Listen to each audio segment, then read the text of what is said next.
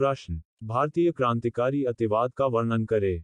उत्तर, गांधी के 1922 के असहयोग आंदोलन से असंतुष्ट होने के पश्चात भारत में चरमपंथी विचारों का उदय हुआ। भारत के लोगों ने विभिन्न समाजवादी और साम्यवादी विचारधाराओं वाले क्रांतिकारियों का उदय देखा, जिनका मानना था कि निष्क्रिय प्रतिरोध ब्रिटिश दमन से स्वतंत्रता प्राप्त करने में मदद नहीं करेगा। लगभग 1920 के दशक के बाद भी कांग्रेस के भीतर विचारधारा में बदलाव देखा गया।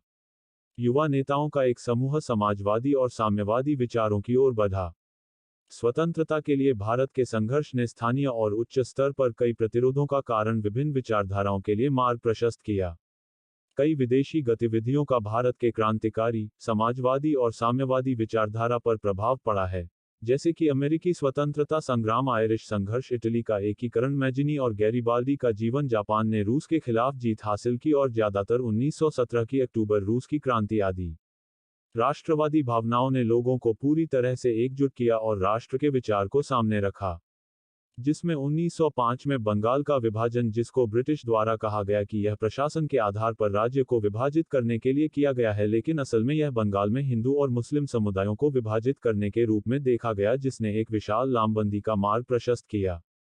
नीति को पूर्ववत करने के लिए अंग्रेजों के खिलाफ लोगों को इकट्ठा किया, और शायद यही ब्रिटिश से मोहभंग और क्रांतिकारी विचारों के उदय का आधार भी था। भारतीय राष्ट्रवाद की विचारधाराएं और स्वतंत्रता के लिए उनका संघर्ष विविधतापूर्ण रहा है, जिसमें समाजवाद एक ऐसी विचारधारा थी जिसे युवा पीढ़ी ने अपनाया, जिन्होंने मुख्यधारा के नरमपंथियों से अलग रास्ता तलाशा। गांधी द्वारा शुरू किया गया असहयोग आंदोलन स्थगित हो गया, जिसने युवाओं के कई वर्गों की आशाओं को चकनाचूर कर दिया, जिसके पश्चात युवाओं ने क्रांतिकारी मार्ग की तलाश की, क्योंकि स्वतंत्रता के लिए स्वराजवादियों के तरीके को अप्रचलित माना गया अथवा कांग्रेस के तरीकों के विकल्प के रूप में हिंसक तरीकों से क्रांति के संघर्ष को तेज करने वाली एक नई पद्धति को महत्व दिया गया। क्रांतिकारियों की प्रवृत्तियां। क्रांतिकारी आतंकवाद के दो रुझानों ने युवा नेताओं के बीच मार्ग प्रशस्त किया, एक पंजाब, उत्तरी यूपी और बिहार में, और दूसरा बंगाल में। उनका प्रभाव 3 स्थानों से उभरा। एक था प्रथम विश्व युद्ध के बाद मजदूर वर्ग और ट्रेड यूनियनवाद का उदय, रूस में हुई बोल्शेविक क्रांति और अंत में कम्युनिस्ट प्रवृत्तियों और उनकी समझ के आधार पर नए समूहों के उदय पर मार्क्सवादी विचारधाराएं। कई संगठन और उदाहरण इस तथ्य पर जोर है कि भारतीय क्रांतिकारियों ने भारतीय जनता के मुद्दों को प्रकाश में लाने की कोशिश की और पूर्ण स्वतंत्रता हासिल करने के लिए हिंसा का सहारा लिया। राम प्रसाद बिस्मिल, जोगेश चटर्जी और सचिंद्रनाथ सान्याल उत्तरी भारत में क्रांतिकारी लामबंदी लाने वाले पहले लोगों में से थे। उनकी पुस्तक बंदी जीवन कई क्रांतिकारियों के लिए प्रेरणा का स्रोत थी। उन्होंने अक्टूबर 1924 में कानपुर में हिंदुस्तान रिपब्लिकन एसोसिएशन का गठन किया, ताकि अंग्रेजों को उखाड़ फेंकने के लिए क्रांतिकारी तरीकों पर रणनीति बनाई जा सके और वयस्क मताधिकार के आधार पर संयुक्त राज्य अमेरिका के संघीय गणराज्य की स्थापना की जा सके। लखनऊ का काकोरी डकैती कांड उनका पहला क्रांतिकारी कदम था, लेकिन कई नेताओं की गिरफ्तार कर लिया गया और उन्हें फांसी दे दी गई। समाजवादी विचारों से प्रभावित होकर चंद्रशेखर आजाद के नेतृत्व में उत्तर प्रदेश के युवा नेताओं विजय कुमार सिन्हा, शिव वर्मा और जयदेव कपूर, और पंजाब से भगत सिंह, भगवती चरण वोहरा और सुखदेव द्वारा हिंदुस्तान रिपब्लिकन एसोसिएशन का पुनर्गठन किया गया और सितंबर 1928 को HRA का नाम बदलकर Hindustan socialist Republican association army कर दिया गया। क्रांतिकारियों की क्रियाविधि हिंसक साधनों के बजाय जन राजनीति में स्थानांतरित होना था, लेकिन 1928 में साइमन विरोध के दौरान लाला लाजपत राय की मृत्यु ने क्रांतिकारियों को प्रभावित किया और दिसंबर 1928 में भगत सिंह, आजाद और राजगुरु ने लाहौर में एक पुलिस अधिकारी सैंडर्स की हत्या कर दी, जो लाला लाजपत राय के लाठीचार्ज के लिए जिम्मेदार था। यह घटना क्रांतिकारियों की नई कार्यप्रणाली को ध्यान में लाने के लिए थी, जिसने जनता द्वारा क्रांति पर अधिक जोर दिया। अप्रैल 1929 में एक और घटना घटी जब एक अधिनियम के माध्यम से सार्वजनिक सुरक्षा विधेयक और व्यापार विवाद विधेयक को कमजोर करने की कोशिश की गई, जिसने श्रमिकों के अधिकारों पर भी नकारात्मक प्रभाव डाला और लोगों की नागरिक स्वतंत्रता को कम कर दिया। जिसके उपरांत असेंबली पर बम फेंका गया। इसका उद्देश्य गिरफ्तार होकर बड़े प्रचार के लिए मंच का उपयोग करना था। उन पर साजिश के मामले में मुकदमा चलाया गया और मार्च 1931 में उन्हें फांसी दे दी गई।